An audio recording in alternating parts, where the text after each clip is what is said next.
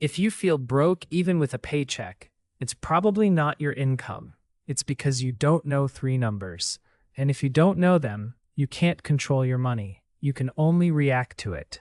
In the next 15 minutes, I'm going to give you the three numbers that decide whether your life gets easier or harder over the next year.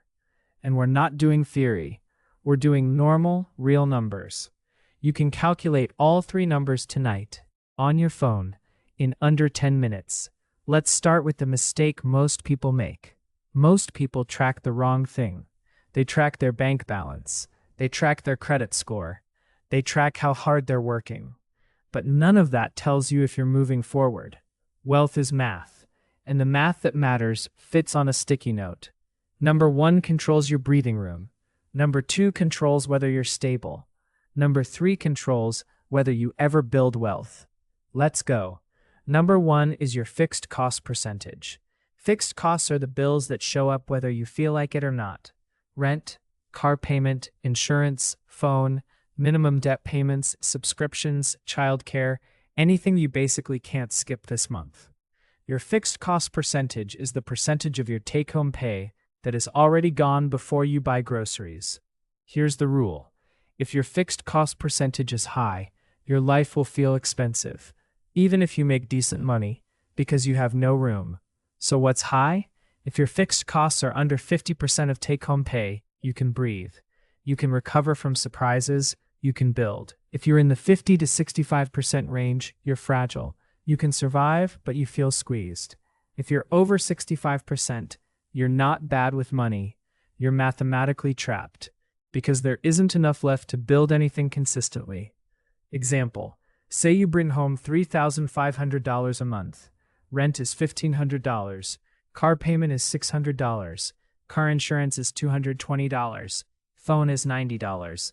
Minimum debt payments are $250. Subscriptions are $60. That's $2,720. $2,720 out of $3,500 is about 78%. So you have $780 left. Food, gas, utilities, clothes, anything fun, anything unexpected, and savings. That's why people feel like they're doing everything right and still losing. The cage is too small. Action step. Open your banking app. Write your average take-home per month. List your fixed bills, add them, divide. That's your fixed cost percentage. Now what do you do if it's too high? You need a fixed cost reset, and I'm going to give you a simple order. First, car and housing, because those are usually 70% of the problem. Second, minimum debt payments, because those lock your future income. Third, everything else. Let's talk car. A car payment doesn't just cost the payment. It costs insurance, it costs maintenance, it costs higher registration. So if your payment is $600 and insurance is $220, that's $820. That's almost $10,000 a year. Here's a quick test. If your car costs more than 15% of your take-home, it's probably the reason you feel broke. Now housing. If rent is 45% of your take-home, you can't out-budget that. You need a plan, not forever, just long enough to change the math. Roommate, move 15 minutes farther. Negotiate renewal, downsize, short-term sacrifice. Because when you fix fixed costs, everything else gets easier. Okay, that's number 1. Number 2 is your monthly surplus. Monthly surplus is what's left after all spending, not after bills, after everything. If your surplus is negative, you're running a deficit, and deficits always get funded by debt. If you're short $300 a month, that's $3,600 per year. Action step. Pick 1 month. Track everything. No shame, just truth. Then do one move. Either cut one category or add one income source. And here's the rule that actually works. Don't try to cut 10 things. Cut one thing you'll actually keep. For most people, that's one of 3 categories: eating out, impulse online spending, or subscriptions. Now income, you don't need a business. You need a gap filler. A consistent $200 per month changes the trajectory. A weekend shift, reselling, gig work, a small service. Consistency beats intensity.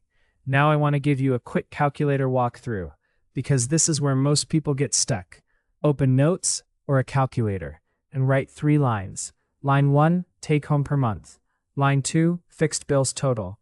Line 3, total spending last month. Now do this. Fixed cost percentage equals fixed bills divided by take-home. Monthly surplus equals take-home minus total spending. And if you want to make it even simpler, if you don't know your total spending, pull your last 30 days of transactions. Your bank already has the truth. Here's what you're looking for. If your surplus is negative, you have one job: stop the bleed. If your surplus is barely positive, you have one job: create a buffer. If your surplus is strong, you have one job: convert it into assets. Okay, which brings us to number 3. Number 3 is your wealth rate. Wealth rate is the percentage of your income that turns into assets. Assets can be emergency fund, paying down high-interest debt, investing. If your wealth rate is 0, you're working only for today. If your wealth rate is 10%, you're buying future freedom. Now here's the part that makes this real. Your wealth rate has to be automatic. If it's not automated, it's not real. Because willpower fades, but autopilot doesn't. So here's the practical order of operations. Step 1, stabilize. Build a small emergency fund. Start with $1,000, then 1 month of expenses. Step 2, eliminate high-interest debt. Anything above 10 to 12% is urgent. Step 3, invest. Index funds, retirement accounts. Simple and boring. Let's do a real case study. Person A brings home $3,500. Fixed costs are 78%. Surplus is negative $150. Wealth rate is 0. Person B brings home $3,500. Fixed costs are 55%. Surplus is plus $400. Wealth rate is 10%. Same income, completely different life. So how do you go from A to B? Not motivation, structure. 1. Reduce fixed costs. 2. Create surplus. 3. Automate the wealth rate. Now I'm going to give you 3 scenario fixes. Scenario 1. You have a good income, but you still feel broke. That usually means fixed costs are high. Car, rent, debt minimums. Pick the biggest fixed cost and create a 90-day plan to reduce it. Scenario 2. Your fixed costs are reasonable, but you still have no surplus. That usually means your variable spending is leaking. You need a spending cap, a hard number, and you don't cap everything. You cap the one leak. Scenario 3. You finally have a surplus, but you're not building wealth. That means your surplus isn't being converted. Pick a wealth rate, even 3%, and automate it. If you bring home $3,500, 3% is about $105. That's not impressive, but it's a system, and systems compound. Now I want to give you a reset plan you can follow for 30 days, because a lot of people watch finance videos, then do nothing. So here's a simple 30-day blueprint. Week 1. Track everything. Don't change anything. Your only goal is truth. At the end of week 1, calculate your 3 numbers: fixed cost percentage, monthly surplus, wealth rate. Week 2. Attack 1 fixed cost, not 10. 1. If it's the car, price out refinance. If it's rent, research options. If it's debt minimums, call and negotiate interest. Week 3. Create surplus with 1 rule. Pick 1 variable cap and stick to it. For example, eating out is capped at $120, or online spending is capped at $50. And if you hate budgeting, do it this way. Create a separate card for variable spending. Load it once per week. When it's empty, you're done. Week 4. Automate the wealth rate. Pick a number that won't break you. If you're starting, do $25, then $50, then $100, because the habit matters more than the amount. Now, let's answer the 2 questions I always get. Question 1. What if my fixed costs are high and I can't change them right now? Then your first goal is to stop making them higher. No new payments, no upgrades, no I deserve it purchases. And your second goal is to increase income temporarily, not forever, just long enough to create room. A second job for 90 days can change your whole year, not because it's fun, because it buys you options. Question 2. What if I'm already saving but I still feel broke? Then your fixed costs might be fine, but your lifestyle spending might be inconsistent. People don't go broke from $12. They go broke from $10, $12 decisions. So you need a cap, a hard number. Okay, now I'm going to give you a money breakdown, because people underestimate what small changes do. If you cut $300 a month in fixed costs, that's $3,600 per year. If you invest $300 per month at 8% over 25 years, you're looking at a few $100,000. The point is that a small monthly lever becomes a big life outcome. Now I'm going to give you a simple set of weekly rules.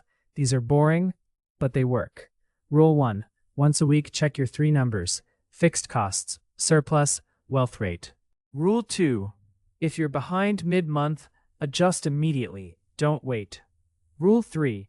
On payday, wealth rate happens first, not last. Now your scoreboard. If you're starting from scratch, target A. Fixed costs under 65%.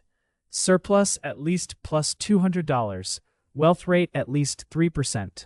Target B. Fixed costs under 55%. Surplus plus $500. Wealth rate 10%. Target C. Fixed costs under 50%. Surplus plus $1,000. Wealth rate 15 to 20%. You don't need target C right now. You need direction. Okay, here's what to do tonight. Calculate your fixed cost percentage because it tells you the truth immediately. Then calculate your surplus from last month, even if it's ugly. Then pick one number to improve by next month. Comment your fixed cost percentage and I'll tell you what lever to pull first. And if you want daily money systems with real numbers, subscribe.